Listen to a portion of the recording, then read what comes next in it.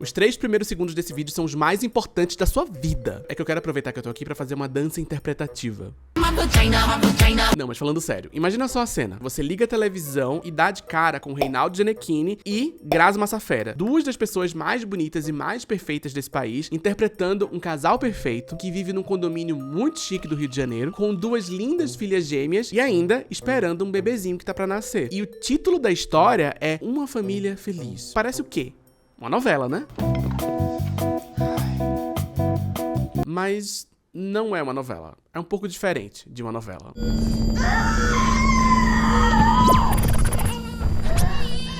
Olá, meu nome é Thiago e neste canal a gente discute cultura pop e a vida difícil de Grazi Massafera. Uma mulher que, como diz uma amiga minha, é tão maravilhosa que tem 2 elogios no sobrenome. Isso é um tweet muito antigo. E eu tô aqui novamente pra te indicar um filme brasileiro que vai levar a gente a umas discussões bem pertinentes sobre linguagem de cinema e TV, a famigerada crise de atenção e o casamento de Cláudia Raia e Alexandre Frota.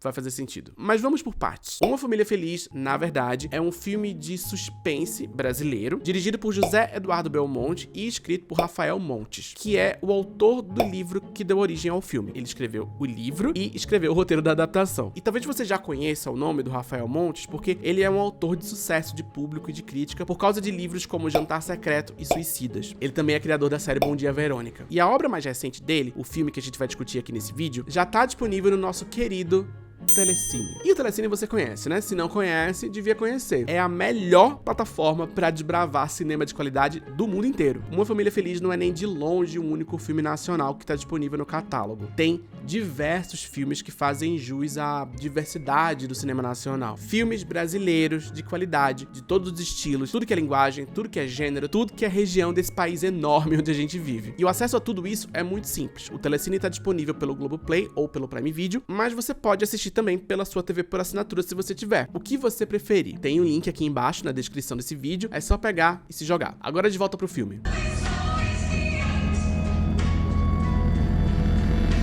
A história já começa de um jeito bem impactante, com Grazi Massafera cavando a cova e enterrando o que parece ser o corpo de uma criança.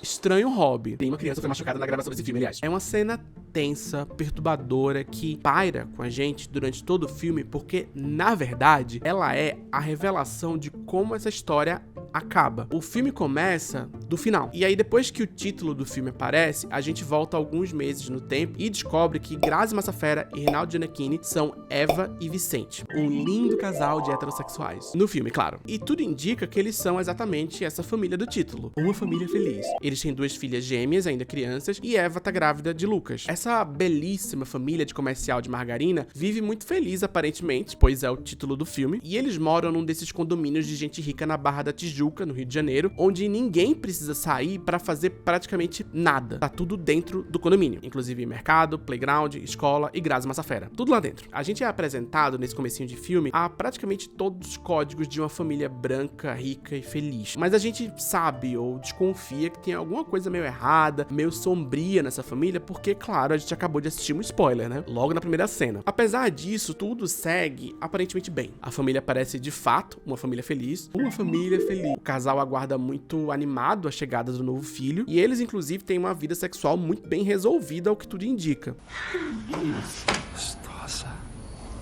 Mas aos poucos algumas rachaduras vão aparecendo. E a princípio parece que a treta envolve trabalho. O Vicente, o Reinaldo Gianecchini, é um advogado muito bem estabelecido, em vias de ser promovido, enquanto Eva tem um hobby interessante: bebê reborn.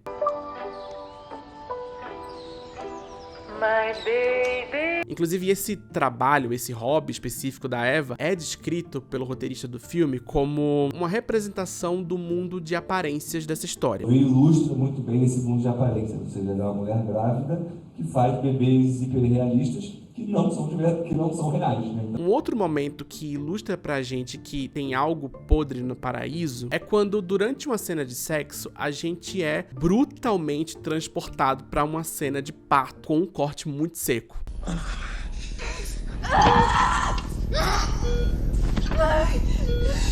Esse corte é um ponto de virada importante da história, porque é a partir do nascimento de Lucas que as rachaduras dessa família começam a ficar mais explícitas. Como toda mãe, Eva tá cansada e sobrecarregada, e isso causa, a princípio, pequenos deslizes, pequenas distrações nas tarefas domésticas. Pequenos esquecimentos que, aos poucos, vão causando algumas fissuras na vida desse casal. Chega já. E o xixi na cama? Não deixa. E a minha pra janta? Quer ajudar? Por que você não vende logo a casa dos seus pais? Aí sim, vai ajudar. Que cheiro é esse? Para.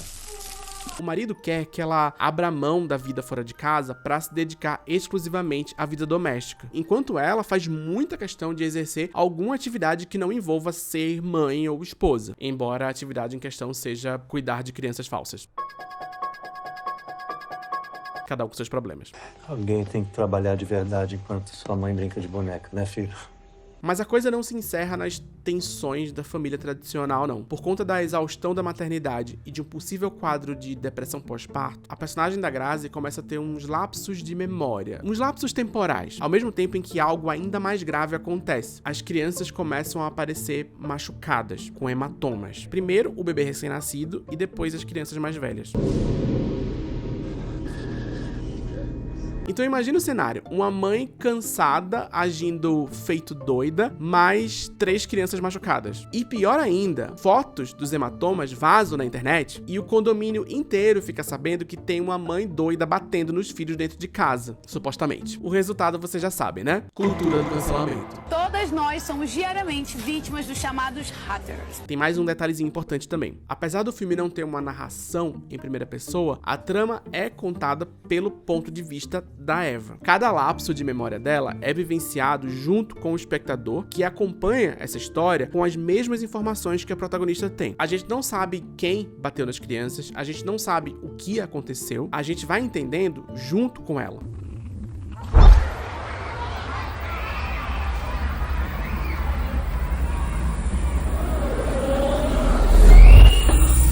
Quer dizer, junto com ela até certo ponto. Nós, os espectadores, temos acesso a uma informação que essa personagem não tem. O futuro. A gente sabe como essa história acaba. A gente viu lá no começo. E esse pequeno detalhe também tá no livro. No livro que está aqui comigo, a gente começa a história pelo capítulo 30. Literalmente. E aí no fim desse capítulo 30, quando você vira a página, você se depara com o capítulo 2.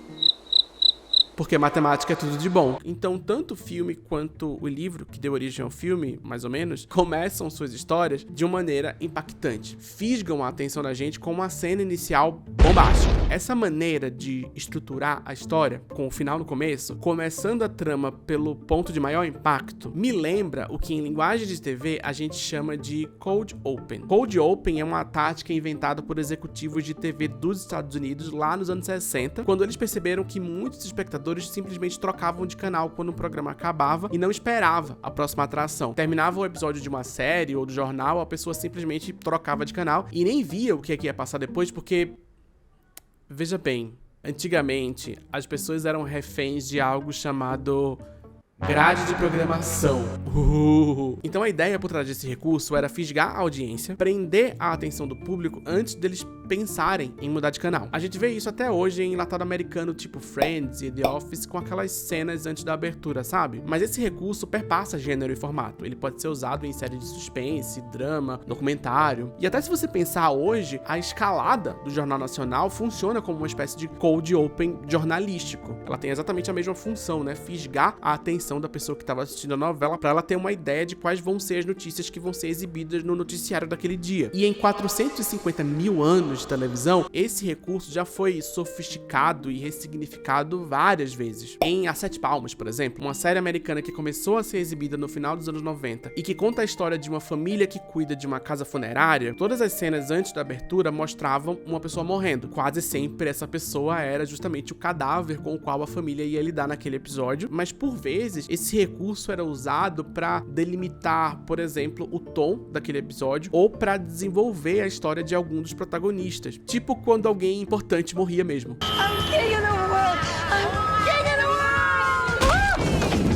world! Voltando pro filme, além do impacto inicial, essa cena estabelece o tom da história. A imagem do corpo de uma criança sendo enterrado parece se sobrepor às cenas de uma pretensa harmonia entre a família que a gente assiste alguns minutos depois. E a cada virada perturbadora da história, a gente lembra: eita, vai ter um babado ali, né? É quase como essas imagens de divulgação do filme que mostram um lindo retrato familiar, uma linda família de comercial de margarina, mas com as cores dessaturadas. E aí você lembra, não existe comercial de margarina com esse tratamento de cor. Tem alguma coisa errada aqui. Mas o que me trouxe hoje pra esse conceito de cold open, na verdade, não foi nem o cinema nem a TV, foi a literatura mesmo. Em 2020 eu tive a oportunidade de entrevistar a Cláudia Raia. Sim, a atriz Cláudia Raia. Foi durante a Bienal do Livro que, naquele ano, por causa da pandemia, aconteceu online. E a ocasião era o lançamento da biografia da atriz, que é essa aqui, ó, que chama Sempre Raia, Um Novo Dia. Acho que tem um jogo de palavras aqui. E esse livro foi escrito pela Cláudia Raia junto com a Rosana Herrmann, que também estava nesse painel e também respondeu algumas perguntas que eu fiz naquele dia. A conversa toda foi muito legal e eu me lembrei dela por causa de uma coisa que a Rosana falou. Vai fazer sentido, calma aí. Pra quem não sabe, a Rosana Herrmann é, entre várias coisas, uma roteirista de TV. Ela trabalhou escrevendo pra TV por muitos anos, tem uma vasta experiência na área e, diante da oportunidade de coescrever uma biografia, ela trouxe algo da TV pra literatura. Eu vou explicar. A biografia da Cláudia Raia, nesse livro aqui, ela não é contada de forma cronológica. A história de vida dela é contada em blocos temáticos, digamos assim. A gente vai saltando temporalmente por diferentes fases da trajetória da atriz. E o primeiro capítulo relata pra gente não, sei lá, a infância dela, a relação dela com os pais, mas sim o dia do casamento da Cláudia Raia com o Alexandre Frota. É uma história bem impactante que a própria Cláudia Raia já contou em entrevistas pra TV em outras oportunidades. E a ideia de abrir o livro com essa história específica veio da Rosana Herrmann, que falou sobre isso na entrevista. E a justificativa dela para essa escolha foi justamente a de que isso funcionaria como uma espécie de cold open. Ela usou exatamente esse termo na entrevista. E você abre o livro e já é fisgado brutalmente pro mundo da história. A primeira frase do livro é a seguinte, ó: quando o motorista parou o Jaguar cor de chocolate em frente à igreja Nossa Senhora da Candelária, no centro da cidade do Rio de Janeiro, achei que a pior parte do meu casamento já tinha acabado. Babado, né? Ainda mais quando você lembra quem é o noivo. E eu imagino que você esteja curioso com essa história. Eu vou contar, resumidamente. É mais ou menos assim. Depois dessa frase inicial, a atriz relata o desconforto com a roupa e com a maquiagem e o fato de, no trajeto pra igreja, ela ter ido deitada no carro porque não dava pra ficar sentada no carro com aquela roupa toda doida que tinha um tule de 18 metros de comprimento. E aí, depois de enfrentar uma multidão de 10 mil fãs que estavam na porta da igreja por se sentirem convidados pelo noivo, que divulgou a data e a hora da cerimônia no programa do Chacrinha, e de ter um sapato roubado por um fã, a noiva ouviu da sua própria mãe um pedido clamando para que ela não se casasse com aquele homem. O homem, sempre bom lembrar, era o Alexandre Frota, que anos depois posou pelado pra G Magazine 4 vezes e, não menos importante, foi deputado federal entre 2019 e 2022. Uma vida interessante. Cadê a biografia dele? Mas não é só isso. Só nesse primeiro capítulo do livro da Cláudia Raia acontecem os seguintes absurdos. A mãe da Cláudia Raia teve uma hemorragia de fundo emocional, foi socorrida pela família durante a cerimônia e, por causa disso, não tinha praticamente ninguém de parte da noiva durante o casamento. Além do sapato, o tule de 18 metros também foi furtado pela multidão ali na frente da igreja. E durante a lua de mel do casal, a Cláudia Raia relata que teve muita vontade de matar o marido porque simplesmente ele jogou no mar todos os chapéus que estavam na mala dela, porque as caixas chapeleiras ocupavam muito espaço na cabine do cruzeiro. E no meio de mais um monte de brigas e absurdos, o capítulo termina assim: recém-casados e brigados. E a pergunta que eu repetia a mim mesma, e que certamente minha mãe, meus amigos, o padre, a mulher que roubou meu sapato e até o motorista do Jaguar também fariam, era: por que eu me casei com esse cara? Tratava-se, no entanto, de uma pergunta equivocada, que aliás não me impediu de seguir casada com ele por mais 5 anos. Alexandre era bonito, atlético, divertido. Nós tínhamos não só uma forte atração física um pelo outro, mas também uma química perfeita. Éramos jovens, estávamos construindo nossas carreiras, tínhamos 1000 razões para ficar juntos. A pergunta certa, precisa e cirúrgica seria: por que eu me casei com esse cara agora? E a resposta era outro cara: Jô Soares. E aí, ficou com vontade de ler o resto do livro? No mínimo deu curiosidade pra saber o que é que Jô Soares tem a ver com essa história toda, né? Mas por que eu tô falando de Cláudia Raia nesse vídeo? Eu sou complexa, né? É que esse conceito de cold open pra fisgar a audiência antes mesmo dela entender o que tá assistindo é extremamente aplicável ao mundo de hoje, não só a TV ou a literatura. É muito parecido, por exemplo, com a regra que se dita sobre produção de conteúdo pra TikTok ou pro Reels, onde os primeiros 3 segundos de um vídeo precisam fisgar a atenção de um internauta antes mesmo dele scrollar pra ver a próxima palhaçada. Isso é muito revelador da disputa por atenção no mundo contemporâneo. Tudo tem que ser rápido e instantâneo, tudo é imediato e ansioso, e a gente tá o tempo todo cercado de estímulos, disputando o tempo todo microsegundos da nossa atenção. Mas isso também me fez pensar na forma como a gente compreende o mundo no meio desses estímulos. O livro da Cláudia Raia abre mão da cronologia linear para contar pra gente uma história fragmentada, que é remontada pra gente através de saltos temporais, alguns bruscos, alguns mais sutis. Ele não se propõe a ser um relato perfeitamente documental da vida dessa pessoa que está sendo biografada. Biografada? Existe essa palavra? Cabe a gente construir alguma compreensão da vida dessa mulher a partir desses pedaços desconexos. Em Uma Família Feliz, a protagonista tá exausta, perdida, toda fodida, com depressão pós-parto, 3 crianças em casa, sendo uma delas um bebê recém-nascido, e um marido incapaz de compreender as dores e as solidões de uma mãe sobrecarregada. De repente, as crianças aparecem machucadas, e cabe a essa mãe, no meio desse turbilhão emocional, não só construir alguma compreensão sobre o que tá acontecendo, mas fazer alguma coisa a respeito. E pior, ela tá sendo responsabilizada pelo crime, tanto pelo companheiro quanto pela comunidade à sua volta. Comunidade essa que, por causa de imagens desconexas da internet, constrói uma imagem pré-concebida negativa dessa mãe. A imagem de uma mulher maluca que bate nos filhos. Todas nós somos diariamente vítimas dos chamados hackers. Através de fragmentos desordenados da vida dessa mulher, disponibilizados na internet sem a autorização dela, essas pessoas montam uma historinha, preenchendo as lacunas da maneira que melhor lhes convém. Sol. E não esqueça que nós, os espectadores, também estamos fazendo isso ao mesmo tempo. O filme deliberadamente mostra a cena final, antes de tudo isso, uma cena ambígua, pra ludibriar a gente, pra fazer a gente construir alguma pré-concepção sobre essa mulher, sobre essa família. Nós também, junto da protagonista, estamos tendo lapsos temporais aleatórios, seja porque isso é parte da linguagem da ficção, seja porque a protagonista tá meio perturbada da cabeça, juntando pedaços desconexos de uma história e tentando construir alguma compreensão sobre ela no processo. A gente também faz isso no mundo real.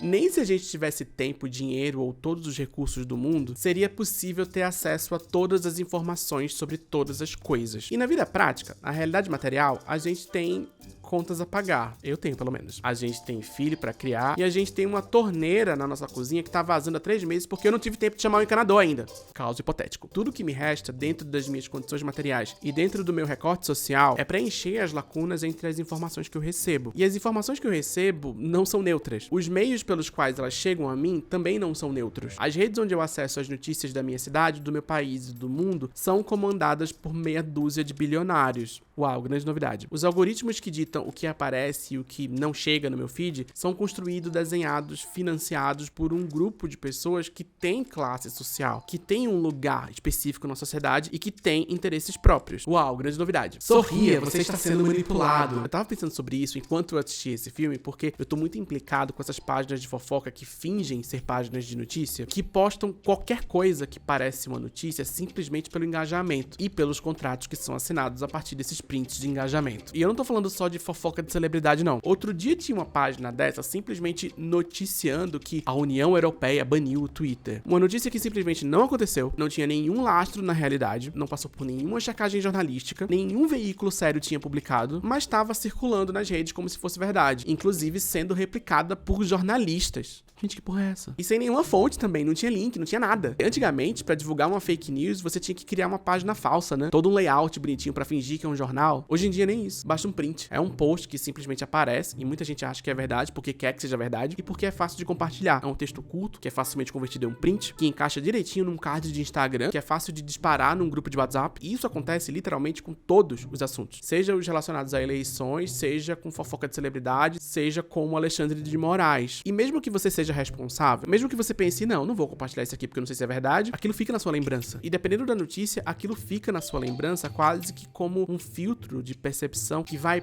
pairar em torno das demais informações que você vai receber naquele dia, naquela semana, naquele mês. A notícia que chega, incluindo a verdadeira, vai interagir de alguma forma com aquele outro fragmento de informação que ficou agarrado na sua memória por causa de um TikTok que você viu 3 semanas atrás falando que alguém mandou matar o Tupac ou o Michael Jackson. E alguma historinha vai ser construída a partir daí. Que historinha é essa? No meio desse caos de informações, estímulos e cold opens, a gente precisa construir alguma historinha sobre o mundo e sobre a vida. É assim que as coisas funcionam. É assim que existimos nessa terrível realidade. E aí eu te pergunto de novo, qual historinha é essa? Quem tá contando essa história? Quem é que tá selecionando os fragmentos e dispondo eles em alguma sequência lógica diante dos nossos olhos? Enquanto eu tava escrevendo esse roteiro, eu me deparei com um texto que tinha o título A Crise da Obesidade Intelectual. É um título bem esquisito e, na verdade, eu não gostei muito desse texto não, então eu nem vou indicar aqui pra vocês. Mas ele parte de uma premissa que eu achei interessante. É a ideia de que as informações que estão à nossa volta, elas estão comodificadas ao ponto da gente consumir elas como se fosse fast food. A gente não interage com as informações de uma maneira saudável, sustentável. A gente não constrói histórias coerentes, tridimensionais com as informações que chegam pra gente. A gente simplesmente deglute essas informações como se fosse um hambúrguer ou um ultraprocessado. E isso me fez pensar mesmo sobre como a gente fica recebendo esses pedaços de informações descontextualizadas, desnarrativizadas. É só um monte de print sem contexto, de título que não significa nada. É informação, mas não é informação de qualidade. E quando eu falo informação sem qualidade, não tô falando simplesmente, sei lá, de fofoca ou de BBB. São as notícias mesmo, são as reflexões que a gente deveria estar fazendo sobre o mundo, sobre a vida, sobre a política, sobre a crise climática. Mas da forma como essas informações chegam hoje, como se fosse fast food, como se fosse um produto, elas não servem como informação em si. Elas só servem como produtos numa prateleira e, mais ainda, sujeitas a regras mercadológicas e a especulação, porque essas informações de baixa qualidade geram valor, aumentam os lucros dos acionistas. A página Choquei e outras semelhantes são uma indústria de informação de baixa qualidade, igual fast food mesmo. Carrossel do Instagram, prints devidamente confeccionados pra gente compartilhar nos stories. Eu entendo a contradição de uma pessoa como eu, que vive de conteúdo, tá falando sobre isso aqui pra vocês. Eu vou fazer o quê? Mas qual que era o assunto do vídeo mesmo, meu Deus? Ah, tinha um filme, né? Uma Família Feliz toca em algumas questões contemporâneas relacionadas ao mundo digital. Em especial, o que se chama por aí de cultura do cancelamento e fake news. Todas nós somos diariamente vítimas. Esses não são exatamente os temas centrais da história, eu acho, mas ela tangencia algumas dessas discussões. As redes sociais e o pânico causado por informações desencontradas sem contexto são elementos bem importantes que compõem o roteiro do filme. Um filme que é contado pelo ponto de vista de uma mulher exausta, desesperada, com dificuldade de enxergar a realidade, presa a um trabalho não remunerado, subestimada, desvalorizada, e que, através de lapsos temporais, vê a sua vida e o seu mundo desmoronarem diante dos seus olhos. E ainda é tida como a grande culpada por tudo que é desgraça que acontece na vida dela. Coitada. Enfim, diante de tudo isso, eu não tenho nada a dizer além de... somos todos Grazi Massafera. É isso.